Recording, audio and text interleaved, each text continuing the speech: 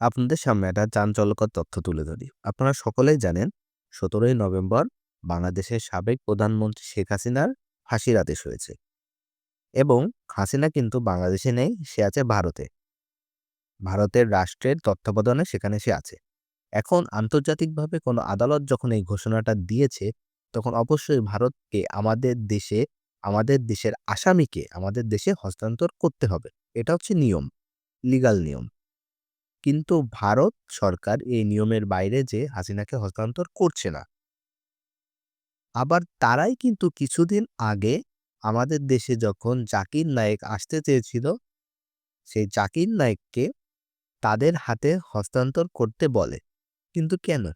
জাকির নায়েক কিন্তু আদালতে দণ্ডপ্রাপ্ত কোনো আসামি নয়। তার বিরুদ্ধে এমন কোনো প্রমাণ পাওয়া যায়নি যে সে একজন আসামি। তো কেন আইনের বাইরে যে আমাদেরকে জাকির নায়েককে হস্তান্তর করতে হবে, কিন্তু আইনের ভিতর থেকেও আপনারা কেন হাসিনাকে আমাদের দেশে হস্তান্তর করছেন না? এটা আমার প্রশ্ন থাকবে ভারতসহ ভারতের সকল নাগরিকদের কাছে এবং যারা শিক্ষিত নাগরিক আছে তারা বলবেন এটা কতটুকু যুক্তিযুক্ত।